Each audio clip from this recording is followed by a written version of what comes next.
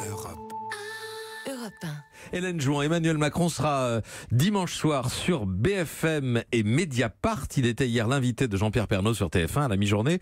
Une séquence de communication serrée pour s'expliquer face aux Français. On retient quoi? On attend quoi alors? Alors que la première, c'était hier, mais vivement dimanche. Donc la leçon de pédagogie professée par Emmanuel Macron n'ait été réussie hier. Tous les items que le président devait cocher pour répondre aux questions irritations des téléspectateurs habitués de TF1 à cette heure-là l'ont été. Point météo pour commencer, seul sujet sur lequel le président n'a pas été appelé à réagir. Il n'est pas le président de la pluie. Mais sinon, son image de président des riches et des villes, la grogne sur le pouvoir d'achat, la grève des cheminots, les 80 km/h, la cagnotte, tout ou presque qui est passé. Et sur à peu près chaque sujet, la réponse fut fermeté, cohérence, aménité, fermeté surtout, parce qu'Emmanuel Macron n'a strictement rien concédé à personne. Merci, 5 fois merci aux retraités qui subissent la hausse de la CSG. Ça ne met pas de beurre dans les épinards, mais allez savoir, ça met peut-être un petit peu de baume au cœur. Un effort aux cheminots, parce qu'à part eux, tout le monde en a fait. Une claque aux professionnels du désordre dans les facs. Il n'y a pas d'examen au chocolat dans la République.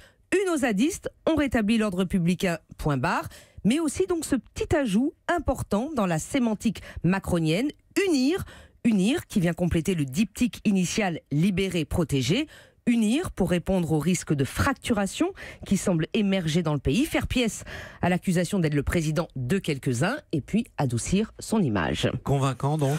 L'avantage, c'est qu'Emmanuel Macron n'a pas pour l'instant à se justifier d'un changement de pied. Il ne passe pas, par exemple, du discours de Bourget au CICE. L'inconvénient, c'est qu'à partir du moment où il fait ce qu'il a dit qu'il ferait, eh bien, il ne change rien.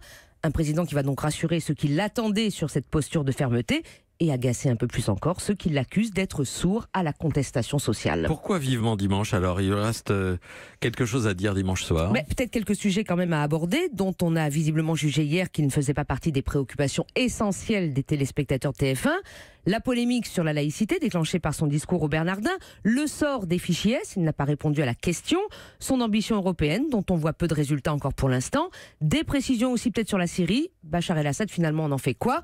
Mais surtout, pour ne rien vous cacher, on attend un match dimanche. Match à 3, pour ne pas dire catch à 3, avec Jean-Jacques Bourdin de BFM, Edoui Plenel de Mediapart. Un petit peu plus d'adversité, de contradictions. Le promeneur de l'Elysée va passer de l'école de Berduy au palais de Chaillot à Paris. Ce sera le lieu de l'émission.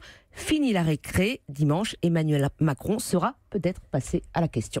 Hélène Jouan, Vincent? C'est drôle que vous parliez de l'élève Macron, parce que c'est vrai que la salle de classe était claire et pimpante et qui donnait envie de retourner à l'école. Et je me suis même demandé s'il y avait un prof de théâtre à l'école de Berduy. Très bien.